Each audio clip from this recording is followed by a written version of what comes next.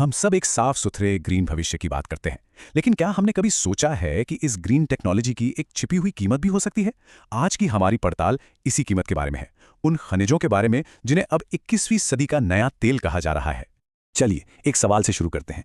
Electric कारें, wind turbine और आजकल हर तरफ जिनकी चर्चा है वो एआई डेटा सेंटर्स, इन सब में आखिर कॉमन क्या है? जवाब है, ये सभी कुछ गिने चुने क्रिटिकल मिनरल्स यानी महत्वपूर्ण खनिजों पर निर्भर हैं। यही वो बिल्डिंग ब्लॉक्स हैं जो हमारी ग्रीन एनर्जी की उम्मीदों को हकीकत में बदल रहे हैं। और यहीं से एक बहुत बड़ा बदलाव शुरू होता है।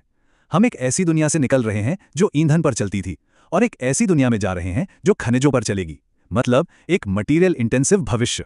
इस तस्वीर को देखिए। इंटरनेशनल एनर्जी एजेंसी का ये डेटा बिल्कुल साफ साफ दिखाता है कि एक इलेक्ट्रिक कार बनाने में एक नॉर्मल पेट्रोल कार के मुकाबले 6 गुना ज्यादा खनिज लगते हैं। ये कोई मामूली अंतर नहीं है, ये एक बहुत बड़ी छलांग है। और ये सिर्फ गाड़ियों की बात नहीं है।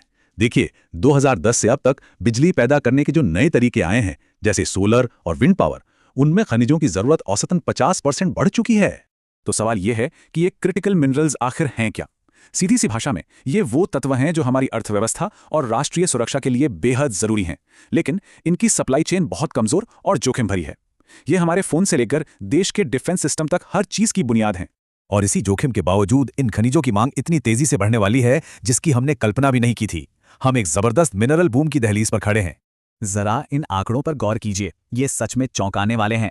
अगर दुनिया को पेरिस समझौते के लक्ष्य पूरे करने हैं तो 2040 तक हमें आज से 4 गुना ज्यादा खनिजों की जरूरत होगी, और अगर 2050 तक नेट जीरो का लक्ष्य पाना है तो ये जरूरत 6 गुना बढ़ जाएगी। तो ये मांग आ कहां से रही है? सबसे बड़े ड्राइवर तो इलेक्ट्रिक गाड़ियां और बैटरी स्टोरेज हैं, लेकिन इनके अलावा बिजली के नए ग्रिड, बड़े बड़े सोलर और विंड फार्म्स, और हाँ, एआई और डेटा सेंटर्स भी हैं।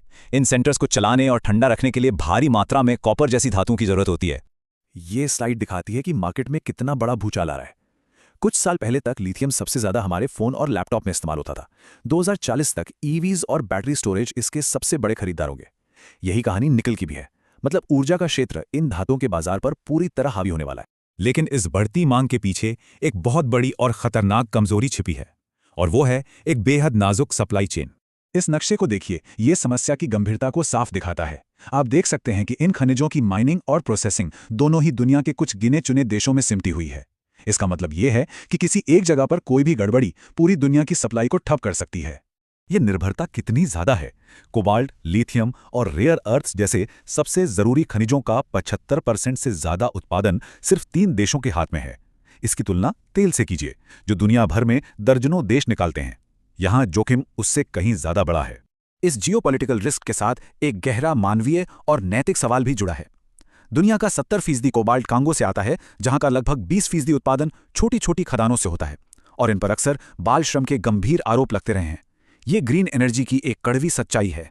जाहिर है, इस कमजोर सप्लाई चेन को देखते हुए दुनिया भर के देश अब इसे राष्ट्रीय सुरक्षा का मुद्दा मान रहे हैं, और यहीं से एक नई वैश्विक दौड़ शुरू हो गई है। इसका एक बेहतरीन उदाहरण है भारत का राष्ट्रीय महत्वपूर्ण खनिज मिशन। ये सिर्फ एक माइनिंग प्रोग्राम नहीं है, बल्कि ऊर्जा और टेक्नोलॉजी के क्षेत्र में आत्मनिर्भरता हासिल करने का एक पूरा स्ट्रैटेजिक ब्लूप्रिंट है। तो भारत कर क्या रहा है? ये मिशन एक साथ कई मोर्चों पर काम कर रहा है, जैसे देश के अंदर ही उत्पादन बढ़ाना, विदेशों में खदानों में हिस्सेदारी खरीदना, पुरानी चीजों से इन खनिजों को रिसाइकिल करना और नई टेक्नोलॉजी पर रिसर्च को बढ़ावा देना।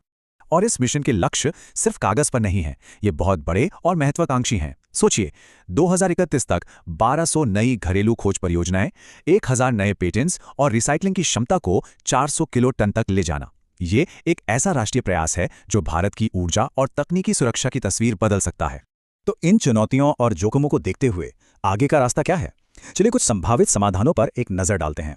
एक बहुत बड़ा अवसर रिसाइकलिंग में छिपा है। ये स्लाइड दिखाती है कि सबसे ज्यादा मांग वाली बैटरी खनिजों, लिथियम और रेयर अर्थ्स की मौजूदा रिसाइकलिंग दरें 1% से भी कम है। ये एक ऐसा खजाना है जिसका हमने अभी तक सही से इस्तेमाल ही नहीं किया है। तो रिसाइकलिंग से भविष्य में कितना फायदा हो सकता है? एक अनुमान के मुताबिक 2040 तक पुरानी इलेक्ट्रिक कार बैटरियों को रिसाइकल करके नई माइनिंग की जरूरत को करीब 10% तक कम किया जा सकता है। ये शायद पूरी समस्या का हल ना हो, लेकिन दबाव कम करने के लिए ये एक बहुत जरूरी कदम है।